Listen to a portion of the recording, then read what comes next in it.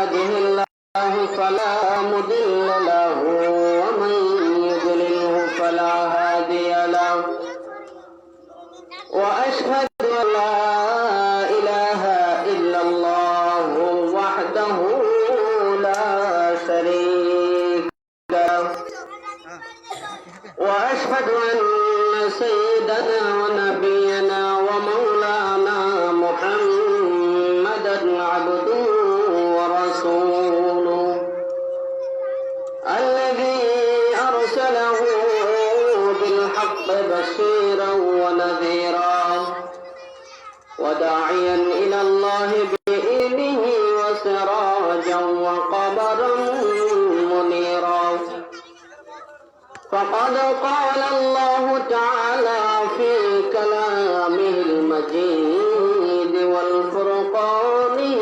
الحميد أعوذ بالله من الشيطان الرجيم بسم الله الرحمن الرحيم لئن شكرتم لأزيدنكم ولئن كفرتم إن عذابي لشديد أو كما قال النبي صلى الله عليه وسلم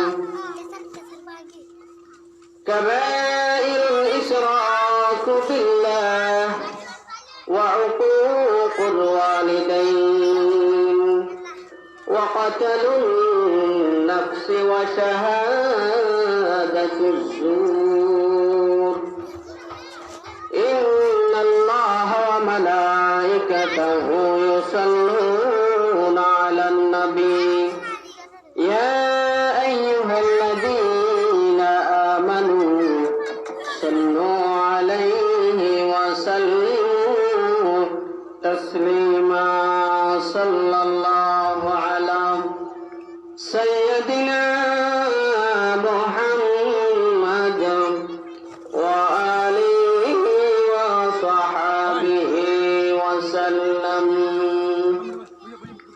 بر محمد میرا سلام صدا سلام شفيع مجرما يوم القيام صلاة يا رسول الله عليكم سلام يا حبيب الله عليكم دنا حولا ما أمينا دنا تودير جيبون دنا حولا مدينة باشي دنا تودير জীবন তোদের কোলে জন্ম নিল দুজাহানের শ্রেষ্ঠ ধন আল্লাহুম্মা সাল্লি আলা সাইয়্যিদিনা মাওলানা মুহাম্মদ ওয়া আলা আলি সাইয়্যিদিনা মাওলানা মুহাম্মদ আলহামদুলিল্লাহ ঐতিহ্যবাহী পশ্চিম ফুলছড়ি আরব সাগুনা ইসলামী সমাজ কল্যাণ পরিষদ কর্তৃক আয়োজিত আজকের এই ঐতিহাসিক 28তম বিশাল সিরাতুন নবী সাল্লাল্লাহু আলাইহি ওয়াসাল্লাম মাহফিলের এই অধিবেশনে উপস্থিত আরব সাগুনা ইসলামী সমাজ কল্যাণ পরিষদের সম্মানিত সেক্রেটারি প্রিয় ভাই তানজির হোসেন জুয়েল, আজকের মাহফিলের সম্মানিত প্রধান মুফাসসির আন্তর্জাতিক খ্যাতি সম্পন্ন মুফাসসির কোরআন আল্লামা গাজী মুহিবুল্লাহ সিদ্দিকী, প্রধান বক্তা মহিউদ্দিন মাহবুব, বিশেষ বক্তা জনাব হযরতুল আল্লাম জনাব আলহাজ মাওলানা আখতারুজ্জামান, সহ আজকের এই মাহফিলের সম্মানিত আলোচক বৃন্দ, পর্দার অন্তরালে অবস্থানরত সম্মানিত মা বোনেরা, আমার সামনে উপস্থিত সম্মানিত ভাই ও মুরব্বিয়ানে আযম, আসসালামু আলাইকুম ওয়া রাহমাতুল্লাহি তাআলা ওয়া বারাকাতুহু। মহান আল্লাহ রাব্বুল ইজ্জত ওয়াল জালালের দরবারে শুকরগুজার করি যে আল্লাহ পাক রব্বুল আলামিন প্রতি বছরের ন্যায় আজকের এই বিশাল সিরাতুন নবী সাল্লাল্লাহু আলাইহি ওয়াসাল্লাম মাহফিল আয়োজন করতে পেরে মহান রব্বুল ইজ্জত ওয়াল জালালের দরবারে লাখো কোটি শুকর ও সুজুদ দরুদ সালাম প্রেরণ করে বিশ্ব মানবতার মুক্তির দিশারি, নির্যাতিত মানবতার নবী, বঞ্চিত মানবতার নবী, নবী উসওয়ায়ে হাসানা, ইমামুল আম্বিয়া বিশ্ব নবী মুহাম্মদুর রাসূলুল্লাহ সাল্লাল্লাহু আলাইহি ওয়াসাল্লামের প্রতি যার আনিত বিধানকে পৃথিবীর জমিনের বুকে, যার আনিত বিধান, যার আনিত পতাকাকে আল্লাহর জমিনে প্রতিষ্ঠা করাই আমাদের একমাত্র লক্ষ্য। শ্রদ্ধা ভরে স্মরণ করছি আল্লাহর জমিনে আল্লাহর দ্বীনকে বাস্তবায়ন করার জন্য বুকের তাজা রক্ত বিলীন করে দিয়ে শাহাদাতের নজরানা পেশ করেছেন সেই সকল মর্দ মুজাহিদ শহীদদের আত্মার মাগফিরাত আল্লাহর দরবারে জান্নাত কামনা করছি। শ্রদ্ধা ভরে স্মরণ করছি আজকের এই মাহফিল আয়োজন করার জন্য যারা শ্রম দিয়েছে, মেধা দিয়েছে, পরামর্শ দিয়েছে, আর্থিকভাবে সহযোগিতা করেছে সেই সকল ইসলাম প্রিয়, দ্বীন প্রিয় ভাইদেরকে আল্লাহ পাক রব্বুল আলামিন তাদের সকলের দানকে যেন কবুল করেন, আল্লাহর দরবারে সেই তৌফিক কামনা করি, আল্লাহুম্মা আমিন। আমি অত্র এলাকার সর্বসাধারণের কাছে একটি কথাই বলবো,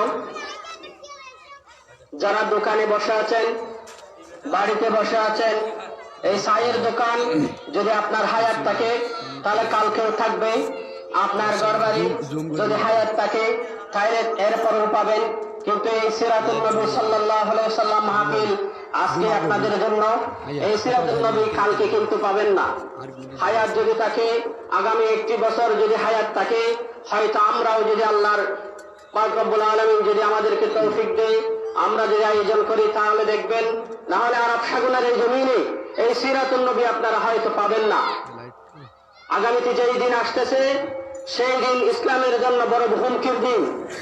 যারা দোকানে বসে আছেন আপনাদের জন্য আজকের দিনও দোকানে সবচেয়ে মহব্বত হয়ে গেল, বাড়ি সবচেয়ে মহব্বত হয়ে গেল কোরআনের ময়দান ঢাকা। টাকা দিয়ে সহযোগিতা করেছেন, এটা আপনাদের দায়িত্ব শেষ নয়। আল্লাহ পাক রব্বুল আলামিন কোরআনুল কারীমে ইরশাদ করেছেন, লা ইন শাকারতুম লা আযীদান্নাকুম ওয়া লা ইন কাফারতুম ইন্না আযাবি লাশাদীদ। আমি যা তোমাদেরকে নিয়ামত দিয়েছি, নিয়ামতের শুকরিয়া করো। যদি নিয়ামতের শুকরিয়া না করে তোমরা কুফরি করো তাহলে নিশ্চয় তোমাদের জন্য রয়েছে কঠিনতম শাস্তি। তাহলে আজকের এই নিয়ামত, আজকের এই সিরাতুন নবী কালকে থাকবে না। আপনার চায়ের দোকান কিন্তু কালকেও থাকবে, ঘর বাড়ি কালকেও থাকবে। তাই এলাকার সবাইকে, যারা এখনো পর্যন্ত মাহফিলে আসেন নাই, সবার কাছে অনুরোধ করব, আসুন আল্লাহর এই দ্বীনের বাগানে বসুন।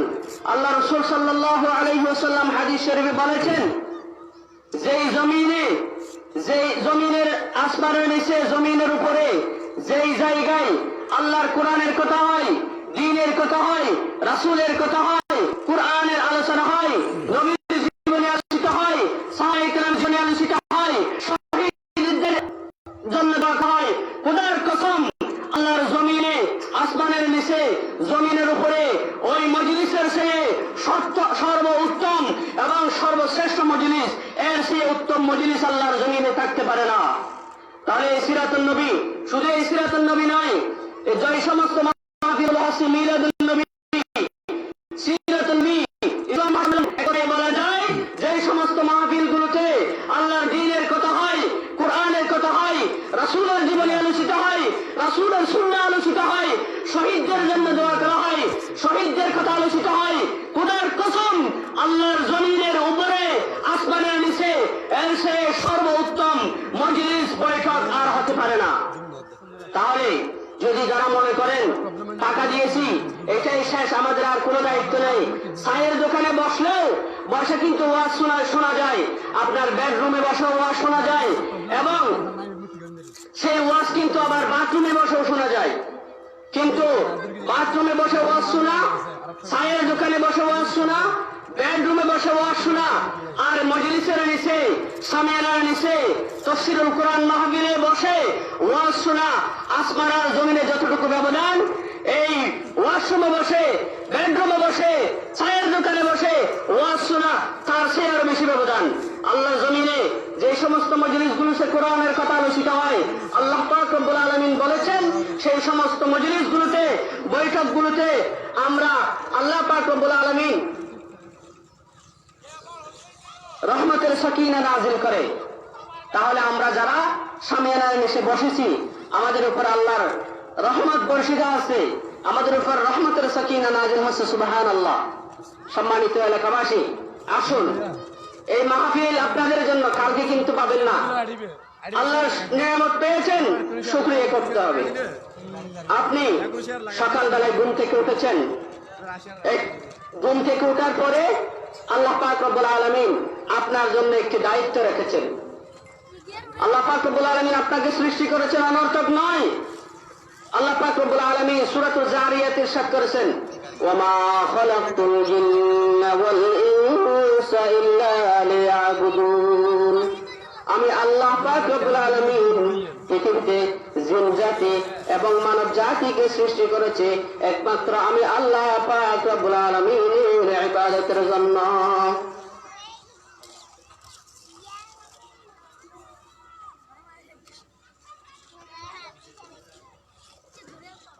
তাহলে ঘুম থেকে উঠেছেন, আপনি কিন্তু ঘুম গিয়েছিলেন। যা অনেকে আছে ঘুমের ট্যাবলেট খেয়ে ঘুমাইতে চায়, ঘুম হয় না, কিন্তু আপনি ঘুমিয়েছিলেন, কিন্তু ঘুম থেকে উঠার সময় আল্লাহ পাক আল্লাহ রাসূল সাল্লাল্লাহু আলাইহি ওয়াসাল্লাম দোয়া শিখিয়ে দিয়েছিলেন, আলহামদুলিল্লাহিল্লাযী আহয়ানা বা'দা মা আমাতানা ওয়া ইলাইহিন নুশুর।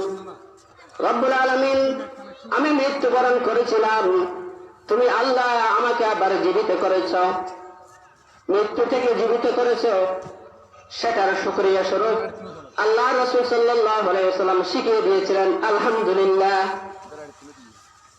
আল্লাহ তোমার শুকর, তুমি আমাকে মৃত্যু দিয়েছিলে, কিন্তু সেই মৃত্যু থেকে আবার আমাকে জাগ্রত করেছ, সেই জন্য আমি তোমার কদম মোবারকে শুকর গুজার খালাপ।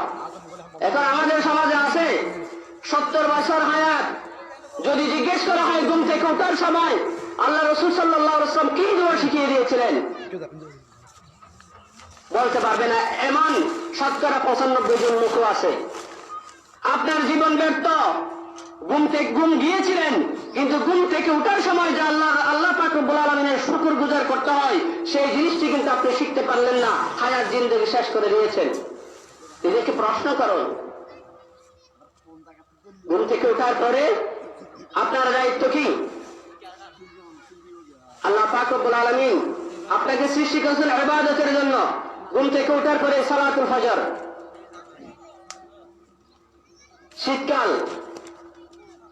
শীতকালে যারা মুসল্লি, যারা মুমিন, বলতে গেলে যারা মুমিন, তাদের জন্য বড় চ্যালেঞ্জ, বড় পরীক্ষা। শীতকালে পানির বয়ে নামাজ পড়ে না, কিন্তু আপনাকে সৃষ্টি করেছেন আল্লাহর ইবাদতের জন্য, কিন্তু আপনাকে বাঁচিয়ে রাখার জন্য আল্লাহর কথা আয়োজন। সাগরে অনেক সম্পদ দিয়েছেন, মাছ দিয়েছেন, পাহাড়ে গাছ দিয়েছেন, জমিনের ভিতরে তোমার জন্য শস্য ফসল উৎপাদনের জন্য জমিনকে উর্বর করে দিয়েছেন। শুধুমাত্র উদ্দেশ্য কি? আমার বান্দাগুলো আমার ইবাদত করবে, তাদের বাঁচিয়ে রাখার জন্য আমি পৃথিবীর জমিনগুলোকে শস্য ক্ষেত্র বানিয়ে দিলাম। আল্লাহ জমিনে বই, আল্লাহ নাজেনে আমার বুগতের একজন, আল্লাহর এই যে সকালবেলার সূর্য হাইটেল একজন, শীতকালে সূর্যের আলো হাইটেল একজন, কিন্তু চিন্তা কি করে গেলেন না এই সূর্যের আলো কিনলে আল্লাহ পাক রব্বুল আলামিন দুনিয়ার মাঝে পাঠাইয়ে সূর্যের আলো দিয়ে দেয় একমাত্র মুমিন আল্লাহর ইবাদত করিব, এই ইবাদত বন্দেগী করিব যে ব্যক্তি উনছেন সুন্দরভাবে বাঁচিতে, সুন্দরভাবে চলিতে, এত আল্লাহ সূর্য দিয়ে দেয়। তোমার মতো বেনামাজির জন্য কাফেরের জন্য, নাস্তিকের জন্য, কোরআন বিরোধীর জন্য, ইসলামী আন্দোলন বিরোধীদের জন্য এই সূর্য ওঠে নাই। এই সূর্য উঠেছে মুমিনের জন্য। আপনার বাড়ির আঙ্গিনায় দান অথবা চাউল ছিটিয়ে দিয়েছেন, শুধু আপনার মোরগগুলো খাবে সেই উদ্দেশ্যে, কিন্তু আপনার পাশের বাড়ির যে মোরগগুলো আছে ওরাও কিন্তু ওখান থেকে বাঘ বসাইছে, খাচ্ছে, টুকর দিয়ে দিয়ে খাচ্ছে। পাশের বাড়ির যে মোরগগুলো, যে মুরগিগুলো খাবারগুলো খাচ্ছে, কার উচিরে খাচ্ছে? ওই যে আপনার বাড়ির একটা মোরগ ছিল, অনাদরের খুরব আসিল ছিঁড়ে দিয়ে দেয়, অনর্গর উচিরে পার্শ্ববর্তী যারা আসিল ইতারা গুলো হাইতের গে এই দুনিয়ার যে এই আলু বাতাস এবং এই আল্লাহ পাক রব্বুল আলামিনের এত আয়োজন কাফেরলাই নয়, নাস্তিকলাই নয়, কুলাদ্রোহীলাই নয়, বেদুলাদিল্লাই নয়, এই যারা দুনিয়ার মাঝে মুমিন যারা আসিল ইতার আল্লাহ দিয়ে ইতারা রসুলের হাতে লেগে দে মনে করি কেউ এ না জানি তোয়াল্লা দিয়ে তোয়াল্লা না দে। তুই এই এলাকার মাঝে মুমিন আছে বলি, মুসলমান আছে বলি, ইমানদার আছে বলি ইতারার উদ্দেশ্যে সূর্য আলুদের আকাশ থেকে বৃষ্টি বর্ষণ হয়, চন্দ্র রাতের বেলায় আলু দেয়, এই সবগুলো তাদের জন্য, মুমিনদের জন্য। কিন্তু সেই মুমিনদের উসিলেই তোমরাও বক্ষণ করতেছ, বোধ করতেছ। মনে করিও না দুনিয়ার এই জমিনে আল্লাহর বিরোধিতা করে, দ্বীনের বিরোধিতা করে, কোরআনের বিরোধিতা করার পরেও আল্লাহ তোমাকে বাঁচিয়ে রেখেছে। না, তুমি তো আল্লাহর অস্তিত্বকে অস্বীকার করো, তুমি তো এগুলো সবগুলো প্রাকৃতিক উপায়ে হয়েছে বলি মনে করো। আল্লাহ পাক রব্বুল আলামিন বলতেছেন, আল্লাযী খালাকা সাবআ সামাওয়াতিন তিবাকা। তুমি মনে করেছো এই দুনিয়া এমন হয়েছে, আমি এমনি এসেছি, এমনি কোন শব্দ পৃথিবীতে নাই। আপনাকে পাঠিয়েছেন ইবাদতের জন্য পাঠিয়েছেন। ইবাদত করেন না, নাস্তিকবাদী করেন, কোরআন বিরোধী কাজ করেন, ইসলাম বিরোধী কাজ করেন, আলেমদের বিরুদ্ধে কথা বলেন, এগুলো তোমার দুনিয়ার স্বাধীনতা। কিন্তু আল্লাহ পাক রব্বুল আলামিনের কাছে একদিন ধারণা দিতে হবে। ইজা যুলজিলাতিল আরদু জিলজালাহা, কুরআনুল কারীমের 96 নম্বর আয়াত, সূরাতুল জিলজাল। জিলজালে আল্লাহ পাক রব্বুল আলামিন বলতেছেন, এমন একটি সময় আসবে যেই দিন দুনিয়াটাকে আমি চূর্ণ বিচূর্ণ, দুরিত বিদরিত একাকার মেসাকার করে দেব। ইজা যুলজিলাতিল আরদু জিলজালাহা, জলজালা শব্দের অর্থ হচ্ছে ভূমিকম্প। জিরা আরা বুসল হই, চট্টগ্রামের আঞ্চলিক ভাষায় বুসল। জিলজাল শব্দের অর্থ হইতে বুসল, ভূমিকম্প। এই দুনিয়া একদিন শেষ হয়ে যাবে। কিভাবে শেষ হবো? আল্লাহর একজন আনুগত্যশীল একজন ফেরেশতা এই ফু দেওয়ার একটা দায়িত্বে বসে আছেন, যার নাম হযরত ইসরাফিল আলাইহিস সালাতু ওয়াস সালাম। ইসরাফিল আলাইহিস সালাতু ওয়াস সালাম যখন সিংহে ফুৎকার দিবে, এই পৃথিবী ধ্বংস হয়ে যাবে। আল্লাহ পাক রব্বুল আলামিন ইজা যুলজিলাতিল আরদু জিলজালাহা এই আয়াতে কারিমা, এই আয়াতের ব্যাখ্যায় আল্লামা হাফেজ ইমামউদ্দিন ইবনে কাসির রাহিমাহুল্লাহ তাফসীর করেছেন, জলজালা শব্দের অর্থ হচ্ছে ভূমিকম্প।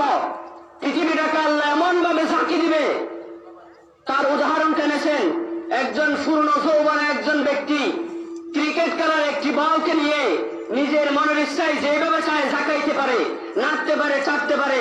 আল্লাহ পাক রব্বুল আলামিনও ওই দিন সারা দুনিয়াটাকে তার হাতের মুঠোয় নিয়ে এমন জোরে ঝাঁকাবে যে জাকানের মাত্রা অতিমাত্রা বোঝানোর জন্য জিলজালাহা শব্দটি পরবর্তীতে আবার ব্যবহার করেছেন। এমন ভূমিকম্প এমন ভাবে ঝাঁকিয়ে দিবে যে জাকানের কোনো অর্থ পর্যন্ত ব্যাখ্যা করতে পারবেন না। এমন ঝাঁকা এমন ভাবে নাড়া দিবে পৃথিবীটা ধ্বংস হয়ে যাবে। ইজা যুলজিলাতিল আরদু জিলজালাহা।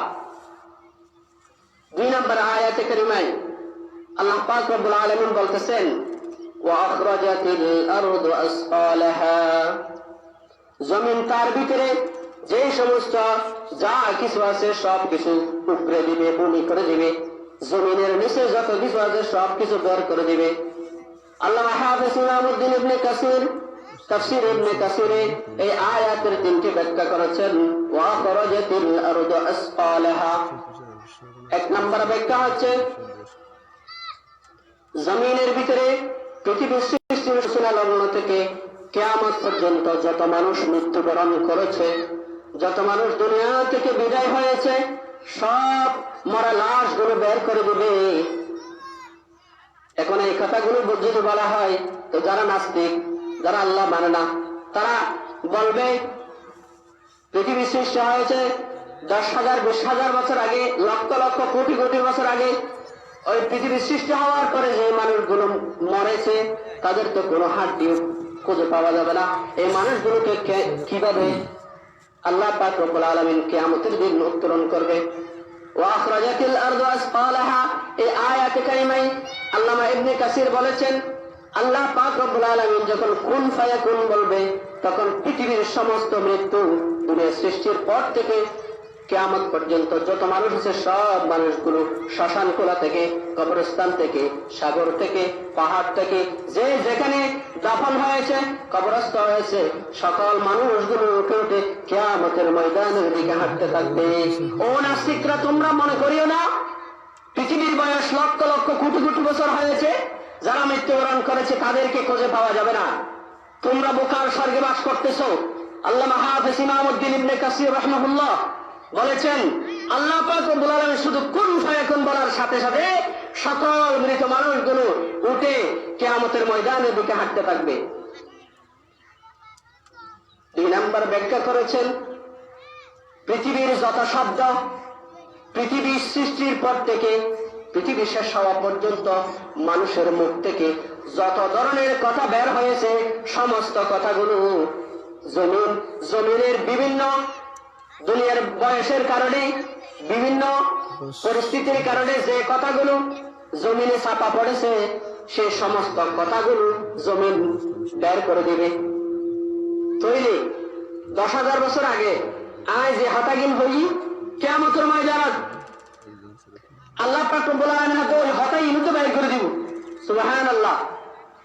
বিজ্ঞান এখন বলতেছে, আপনি 10,000 বছর আগে যে কথাগুলো বলেছেন, সে কোন রকম যদি একটা কঙ্কাল পাওয়া যায়, এই মানুষটার হায়াত যতদিন বেঁচেছে, সে হায়াতের যত কথাগুলো দুনিয়াতে ছেড়েছে, সব কথাগুলো ওই মেশিন বের।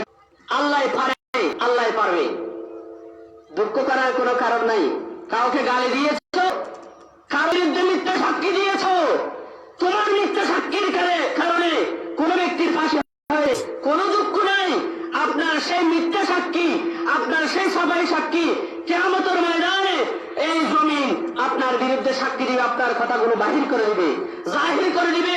তুমি যে একজন সাফাই সাক্ষী ছিলা, তুমি যে একজন ফ্রড ছিলা, তুমি যে একজন মৃত্যুর সাক্ষী ছিলা, এই জমিন সাক্ষী দিবে। কারো সাক্ষীর দরকার নাই।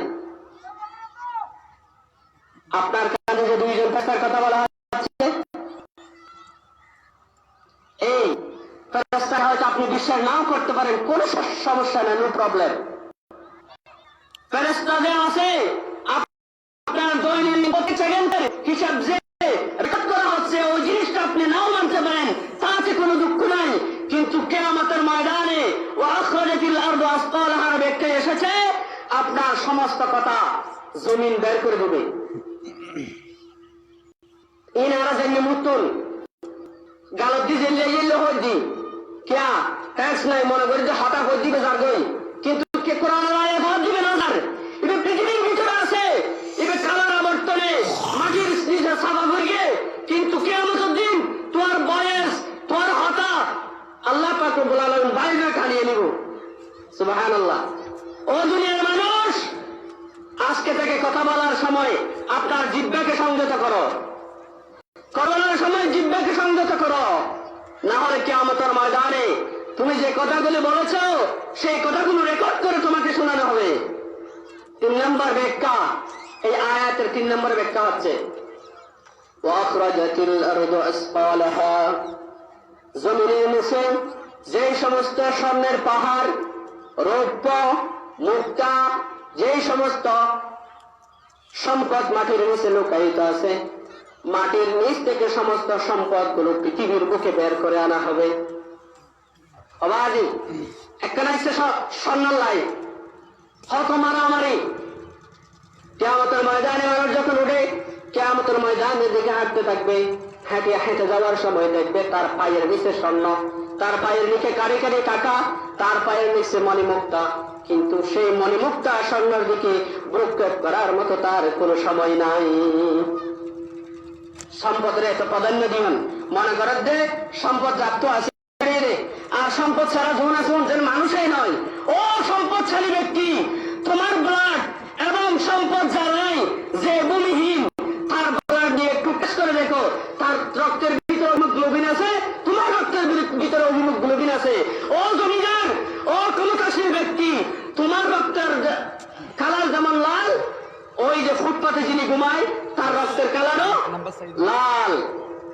ক্ষমতার অপব্যবহার করো না, সম্পদের বড়াই করো না। তোমার সম্পদ কিয়ামতের ময়দানে, কিয়ামতের দিন মাটির নিচ থেকে সম্পদের স্বর্ণের পাহাড় বের হবে, কিন্তু যার ভিতরে, যার দুনিয়াতে কোনো সম্পদ ছিল না, স্বর্ণ ছিল না, রৌপ্য ছিল না, মুদ্রা ছিল না, সেও যেমন ওই কিয়ামতের ময়দানে স্বর্ণের দিকে কোনো লোভ করবে না। তুমি জমিদারেরও সে লোভ করার আর কোনো সময় নাই। এই সম্পদ হচ্ছে তোমার জন্য পরীক্ষা। আল্লাহ পাক রব্বুল আলামিন একজন মানুষকে এই ক্ষেত্রে দুটি জিনিস দিয়ে পরীক্ষা করেছেন। বিসমিল্লাহির রহমানির রহিম। ইন্নামা আমওয়ালুকুম ওয়া আওলাদুকুম ফিতনাহ। দুইজন জিনিস পরীক্ষার বস্তু, দুইটা জিনিস পরীক্ষার বস্তু। এক হচ্ছে মাল আর একটা হচ্ছে ছেলে সন্তান। সম্পদ, ফুয়াশা, এই দুটো পরীক্ষার বস্তু। সম্পদ আছে, জমিন আছে, ব্যাংকত চেয়া আছে, দুনিয়া না দেহে ছবি। কোরআনের বিরুদ্ধে হতার এটা তুলনা লাগে, এটা যে কোরআনের বিরুদ্ধে হতার ইয়ে নিজে নিজে বুঝিতে না পারে শুধু টেয়ার গরমে। ইসলামের বিরুদ্ধে হতার এটা নিজে বুঝিতে না পারে ইয়ে যে ধর্ম আল্লাহর বিপক্ষে যার, আর এই হতা আল্লাহর বিপক্ষে যার, রসুলের বিপক্ষে যার, কোরআনের বিপক্ষে যার, সুন্নাহর বিরুদ্ধে যার, এটা তুন আল্লাহ পাক রব্বুল আলামিন টিয়া দি, মাল দি, ইটার সেন্স, ইটার বিপক্ষে এমন ভাবে বিগড়ি দিয়ে নষ্ট করে দিয়ে দেয়। কোরআন বিরুদ্ধে হতা হয়েছে ইটার জিব্বাম মাঝে নাবাজের অসম্পদশালী ব্যক্তি। সম্পদ রেখে যদি দুনিয়া থেকে বিদায় হও, তোমার ছেলে সন্তান যদি তোমার সেই সম্পদের অপব্যবহার করে, একটা টাকা যদি গুনার কাজে লিপ্ত হয়, তোমার রেখে যাওয়া সম্পদ যদি তোমার সন্তান অবৈধ কাজে যদি ব্যবহার করে, চিন্তা করো না তোমার আমলনামা থেকে গুনাহে জারিয়া হিসেবে ছেলের গুনাহ থেকে একটি একটি গুনাহ তুমি বাবার আমলনামায় লেখা হবে। কারণ তুমি তাকে সম্পদ দিয়ে অবৈধ কাজ করার জন্য সহযোগিতা করেছ। ও বাজিয়ল, সম্পদ হল পয়সা হল, পয়সা রাখিছ, পয়সা রাখি না জানি পয়সা হইব কি, পয়সা রাখিছ, কিন্তু সন্তান সন্ততি যেগুলো রেখে যাচ্ছ, এমন সন্তান রেখে যাও যে সন্তানগুলো তোমার মালকে শরীয়ত আল্লাহ রসুল যেভাবে বলেছেন সেভাবে খরচ করবে, ওই রকম সন্তান রেখে যাও। মাল রেখে যাবে না এরকম নয়, মাল রেখে যাবে, তবে মাল ভক্ষণ করার যোগ্যতা সম্পন্ন সন্তান রেখে যেতে হবে। ফুয়ারি দেবে আব্দুল্লাহ বিন উবাইয়ের মতো ফুয়ারি দিলাম নাই, শাহবাগের ইমরানের সরকারের নাম ফুয়ারি দিলাম নাই। ফুয়ারি হযরত ইব্রাহিম আলাইহিস সালাতু ওয়াস সালাম যেভাবে সন্তান রেখে গিয়েছিলেন, ইসমাঈলের মতো সন্তান রেখে যাও, মোহাম্মদ বিন কাসিমের মতো সন্তান রেখে যাও, তারেক বিন জিয়াদের মতো সন্তান রেখে যাও, তাহলে তোমার জীবন সার্থক। আব্দুল্লাহ বিন উবাইয়ের মতো সন্তান রেখে যেও না। কোরআনের বিরুদ্ধে কথা বলে, ইসলামের বিরুদ্ধে কথা বলে, দ্বীনের বিরুদ্ধে কথা বলে, আলেম সমাজ দেখলে, দাড়িওয়ালা টুপিওয়ালা দেখলে গায়ে চুলকানি এসে যায়, এমন সন্তান যদি রেখে যাও, তুমি পিতা কোনোদিনও কবরে জীবনে শান্তিতে থাকতে পারবে না। আল্লাহ রাসূল সাল্লাল্লাহু আলাইহি ওয়াসাল্লাম তিনটি জিনিসের কথা বলেছেন। সন্তান রেখে যাও, এমন সন্তান রেখে যাও যে সন্তান তুমি তোমার মৃত্যুর পরে খবরের পাশে গিয়ে দাঁড়িয়ে তোমার জন্য ছেলে সব খাওয়া চাইতে পারবে, এমন সন্তান রেখে যাও। এমন কিছু কাজ করে যাও যে কাজগুলো করার পরে, যে কাজগুলো করার পরে সমাজের মানুষ, দেশের মানুষ, আপনার আত্মীয় স্বজন, সেগুলো ভোগ করবে, তারাও শান্তি পাবে। এরকম কাজগুলো জনকল্যাণমূলক, সমাজ উন্নয়নমূলক কাজগুলো করে যাও, কবর দেশে শান্তি পাবে। কলম ধরো, কোরআনের বিরুদ্ধে কলম ধরিও না, কলম ধরো ইসলামের পক্ষে কলম ধরো, কোরআনের পক্ষে কলম ধরো। তাহলে সেই কলম তোমার লেখনী কোন মুমিন বান্দা যদি পড়ে, সেখান থেকে একটি আমল যদি করতে পারে, তাহলে তুমি কবর দেশে শান্তিতে থাকবে। এই তিনটি জিনিস ছাড়া আর কোন কবর দেশে শান্তি থাকার কোনো উপায় নাই। উপায় একটি মাত্র আছে, যাওয়ার সময় সম্বল নয় সম্বল নিয়ে যেতে হবে কবরের। কবরের জীবনে চাইলেও আমাদের যে টাকা পয়সা চাইলে কম্বলও দেওয়া যেত, কিন্তু কম্বল দেওয়ার কোনো সুযোগ নাই। হযরত সুলাইমান আলাইহিস সালাতু ওয়াস সালাম মৃত্যুর সময় ওসিয়ত করে গেছেন, দুনিয়ার মানুষ সুলাইমান মৃত্যুবরণ করবে।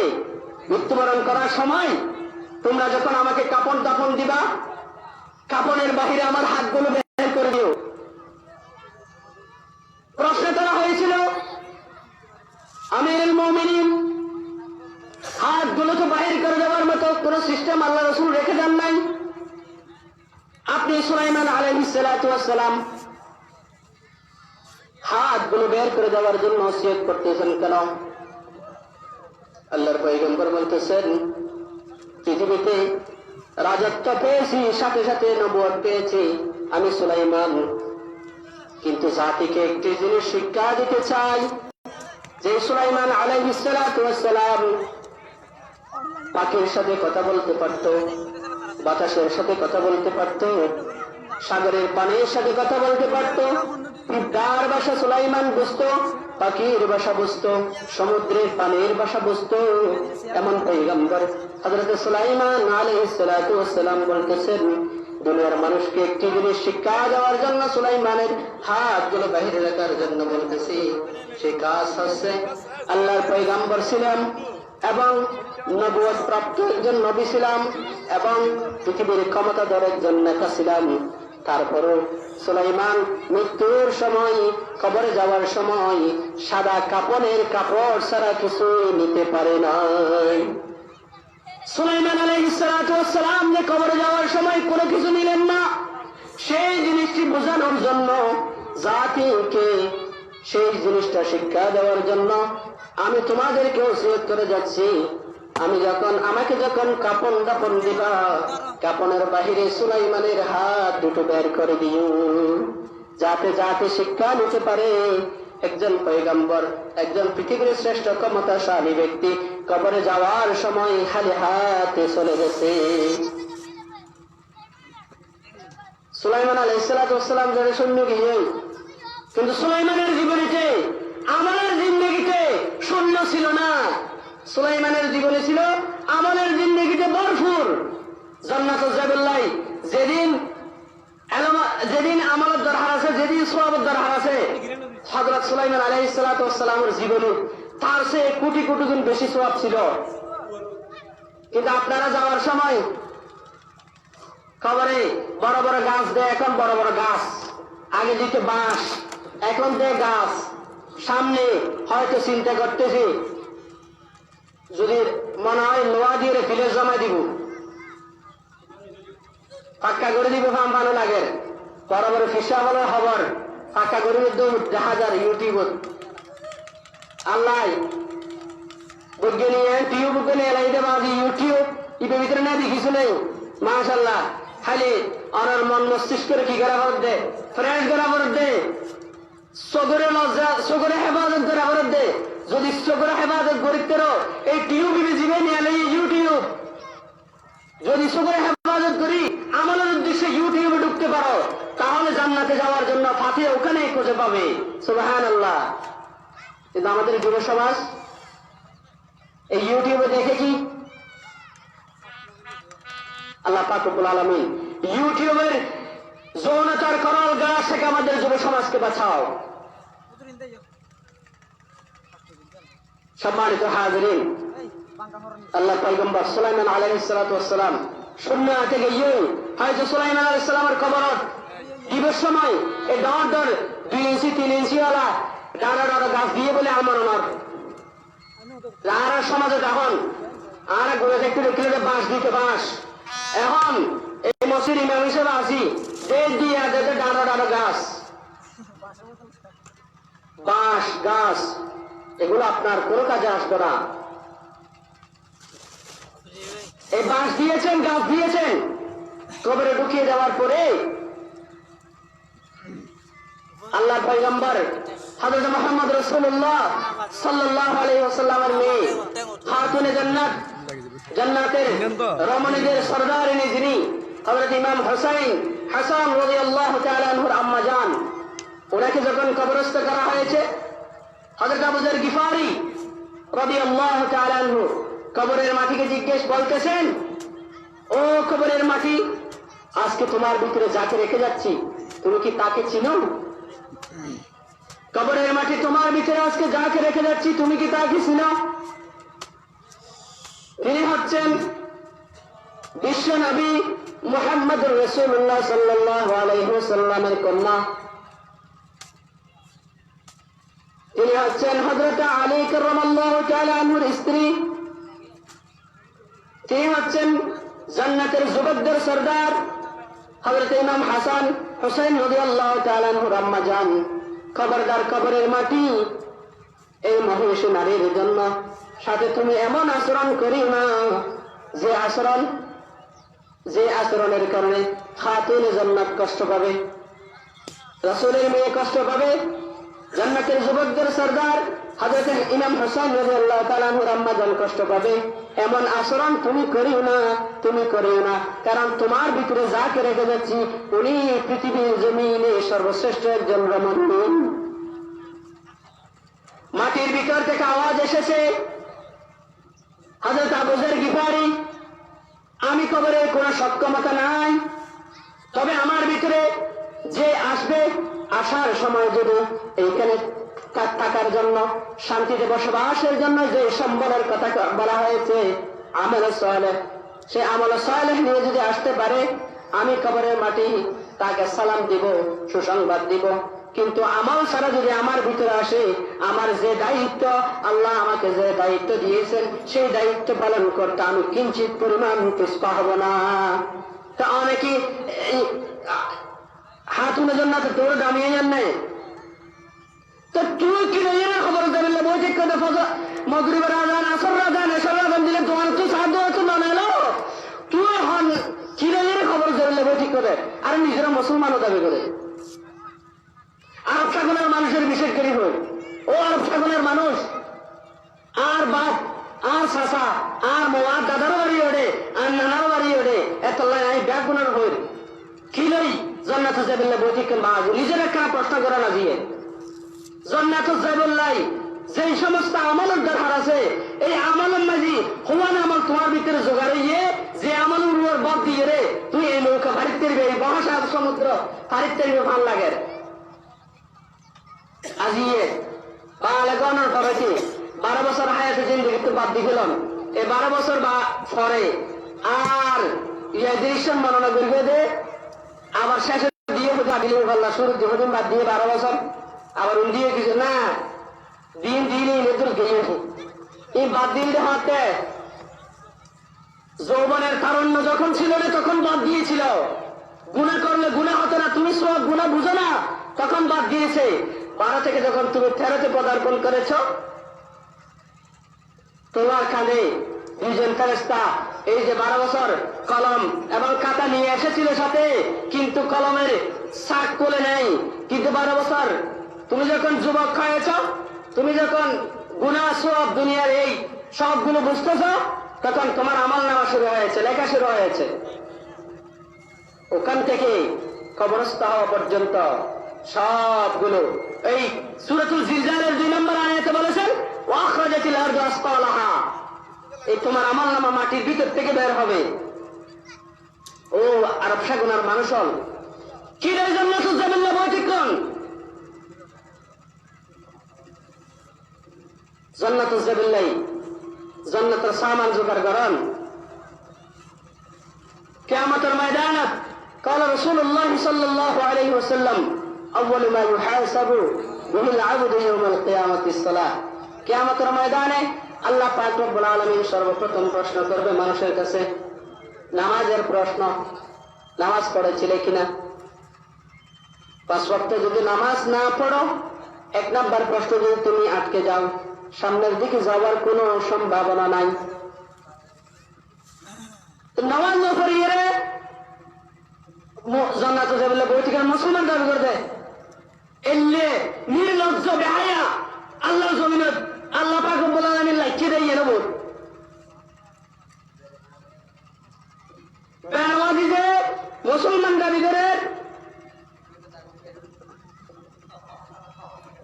বেনামাজি যে মুসলমান দাবি করে, কিলে দাবি করে আল্লাহ গাল দিয়ে দাবি করে দাঁড়িয়ে ছাড়া কিছু তো অনেক। এবার আর বাপ যদি নামাজ না পড়া যায় তাহলে আর বাপরে একটা ফাঁকা মুসলমান হওয়ার দরকার নাই।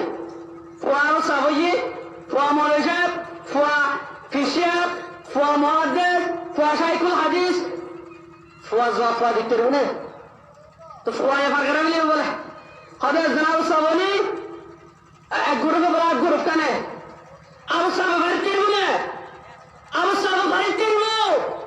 কোরআন মদিন যদি আমল করে হাফেজ সাহেব জান্নাতে যাবে। কোরআন মদিন আমল করে না, শুধু হাফেজ হয়েছে দরকার কে আবস আল্লাহ তো দেখার নাই। আল্লাহ কোরআন মুখস্থ করতে নয়, আল্লাহ কোরআনের আল্লাহ জমিনের মাঝে প্রতিষ্ঠা করতে হইলে আল্লাহর কোরআন মজিদ শুনতে হইলে হাফেজ সাহেব বললে না হয়।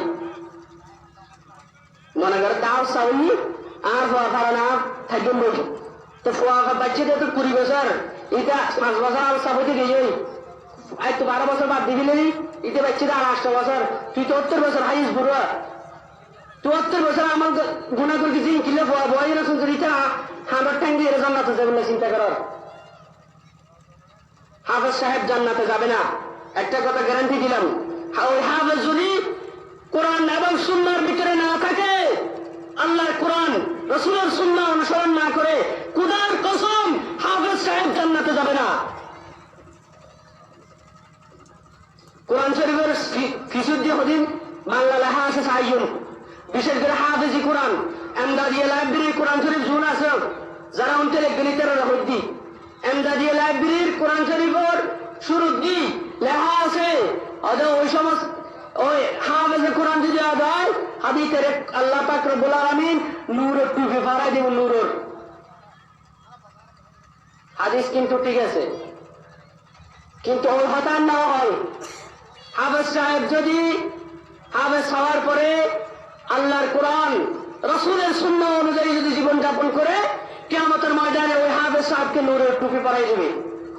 হাদিসের মূল ব্যাখ্যা করা নাই। হাফেজ সাহেব দুনিয়ার বেশি আম জিনিসে ব্যাগিং করেন, হ্যাঁ মোবাইলের মাঝি নীল ছবি স্যার, নীল ছবি ব্লু ফিল্ম। হাফেজ সাহেব হাফেজের কোন লক্ষণ পর্যন্ত নাই। হাফেজ সাহেব রুয়ার বারগরি ব্যস্ত যেতে এত লাই কবরের মাটি জবাব দেবে। আমার ভিতরে আমল নিয়ে যে আসতে পারবে আমি তার সাথে উত্তম আচরণ করব। আমার ভিতরে আমল ছাড়া আসলে আমি আমার যথাযথ দায়িত্ব পালন করব। তো বেনওয়াজিয়াল নামাজ পড়ান হযরত লোকমান ওয়ারে ওয়াজ করেন। 1 নম্বর ওয়াজ লা তুশরিক বিল্লাহ, আল্লাহর লগে অনেকে আর শরীক না করবে।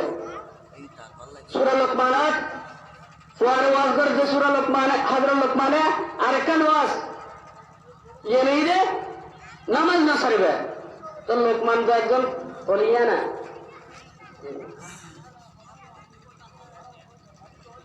হযরত লোকমান তো একজন বলিয়া না। সাহাবায়ে কেরাম যুগে যুগে সারা নিয়ে তারা এখন কি হইয়ে আল্লাহ নবী হযরত মুহাম্মদ রাসূলুল্লাহ সাল্লাল্লাহু আলাইহি ওয়াসাল্লামের শেষ বয়সে খুবই অসুস্থ, শোয়া থেকে উঠতে পারতেছেন না। প্যারা নবী হযরত মুহাম্মদ রাসূলুল্লাহ সাল্লাল্লাহু আলাইহি ওয়াসাল্লামের জন্য অপেক্ষা করতে করতে, নামাজের জন্য অপেক্ষা করতে করতে মানুষরা হয়রান। এমন সময় হযরত আবু বকর সিদ্দিকের ইমামতিতে মানুষরা নামাজের জন্য দাঁড়িয়ে গেল। আল্লাহর পয়গম্বর হযরত মুহাম্মদ রাসূলুল্লাহ সাল্লাল্লাহু আলাইহি ওয়াসাল্লাম আম্মা জানকে বলতেছেন, আমাকে একটু মসজিদের নববীর দৃশ্যটা একটু দেখতে দাও। আমার ঘরের পিছনের, আমার ঘরের যে মসজিদে নববীর দিকে দেখার জন্য যে একটা দরজা আছে, ওই দরজাটা একটু উন্মুক্ত করে দাও, ওপেন করে দাও। দরজাটি খুলে দেওয়া হলো। আল্লাহর পয়গম্বর প্যারা নবী হযরত মুহাম্মদ রাসূলুল্লাহ সাল্লাল্লাহু আলাইহি ওয়াসাল্লাম মসজিদে নববীর দিকে দেখে চোখের কোণায় পানি আসলো। প্যারা নবী মুহাম্মদ রাসূলুল্লাহ সাল্লাল্লাহু আলাইহি ওয়াসাল্লাম নামাজের দৃশ্য দেখে চোখের কোণায় পানি এসে গেল। চোখের কোণায় পানি দেখে আম্মা জান প্রশ্ন করলেন, ইয়া রাসূলুল্লাহ, ইয়া হাবিবাল্লাহ, নামাজের দৃশ্য দেখে আপনার চোখে পানি আসলো কেন? আল্লাহর পয়গম্বর উত্তর দিচ্ছেন, এই চোখের পানি দুঃখের পানি নয়, এই চোখের পানি হচ্ছে সুখের পানি। আমি মুহাম্মদ সাল্লাল্লাহু আলাইহি ওয়াসাল্লাম দুনিয়াতে এই নামাজকে প্রতিষ্ঠা করার জন্য তায়েফের ময়দানে, বদরে, উহুদে, হুনাইনে, খন্দকে আমার শরীর থেকে রক্ত ঝরেছে। আমি সম্মুখে নেতৃত্ব দিয়েছি এই দ্বীনকে প্রতিষ্ঠা করার জন্য, নামাজকে প্রতিষ্ঠা করার জন্য। আমি মুহাম্মদের অনুপস্থিতিতে, আমার আবু বকরের ইমামতিতে, মুহাম্মদ সাল্লাল্লাহু আলাইহি ওয়াসাল্লামের অনুপস্থিতিতে আবু বকর সিদ্দিকের ইমামতিতে সাহাবায়ে কেরাম নামাজের জন্য দাঁড়িয়েছেন। রাসূল পাক অভিব্যক্তি প্রকাশ করেছেন, আমি না থাকলেও কিয়ামত পর্যন্ত মুহাম্মদ রাসূলুল্লাহ সাল্লাল্লাহু আলাইহি ওয়াসাল্লামের উম্মত আবু বকরের অনুসারী, উমরের অনুসারী, ওসমানের অনুসারী, আলীর অনুসারী, দ্বীনের অনুসারী, কোরআনের অনুসারীরা যতদিন থাকবে পৃথিবীর জমিনে এইভাবে সারিবদ্ধভাবে জামাতে দাঁড়িয়ে নামাজ আদায় করবে। এই জিনিসটা প্রতিষ্ঠা করে বললাই আয় মুহাম্মদ সাল্লাল্লাহু আলাইহি ওয়াসাল্লাম এই 23 বছরের সংগ্রাম। সুবহানাল্লাহ। রসুল পর্যন্ত নামাজের দৃশ্য দিয়ে অন্তর প্রশান্তি এসে রসুলের মধ্যে আয় মরে যাওয়ার পরে আয় নামাজ প্রতিষ্ঠা করে বললাই 23 বছরের জিন্দেগি অতিবাহিত করবি। 63 বছর জিন্দেগি, 40 বছর তো বালামার হাসিল, আল আমিন আসিল, আসাদিক আসিল। এই মক্কার কাফের মুশরিক নাস্তিকদের হাসদতে দ্বীনের দাওয়াত, কোরআনের দাওয়াত, ইসলামের দাওয়াত লাগিয়ে তখন রসুল হারাম গিয়ে আর নিজের গুত্তর, নিজের সাঁচা তো ভাই আল্লাহর হাতে নির্যাতি তৈরি এই নামাজ প্রতিষ্ঠা করে বললাই।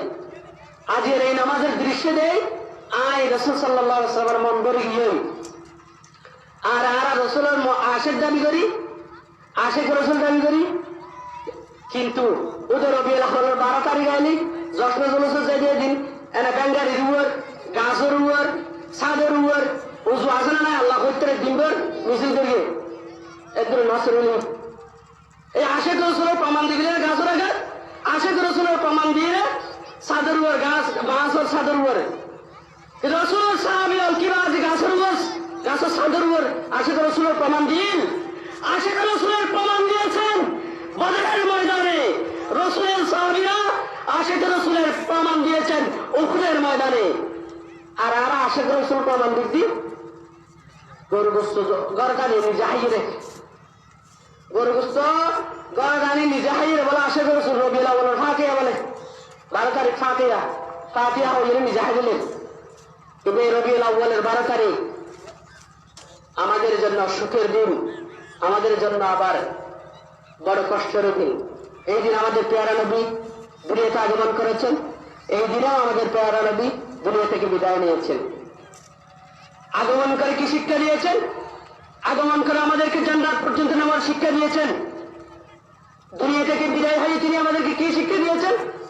দুনিয়া থেকে বিদায় হওয়ার পরেও তিনি বিদায়, রসুলের বিদায়ের মাধ্যমেও আমাদেরকে শিক্ষা দিয়েছেন, আমি দুনিয়া থেকে চলে যাচ্ছি কিন্তু তোমাদেরকে জান্নাতের পথে অটল বিচল থাকতে হবে।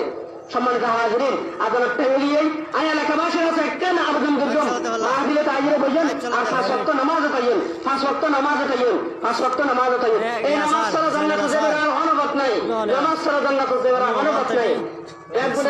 এই মসজিদ, এই আপনাদের এই মসজিদ আছে আলহামদুলিল্লাহ, আর একটা নতুন মসজিদের প্রধানগর আর একটা ঘুরিয়ে দেখার অনুরোধ রইল। পদ্ধতি একটা আলোচনা সমালোচনা করি এই ভারত খাগুনার জমির মসজিদ আলহামদুলিল্লাহ আর একটা মসজিদ হবো।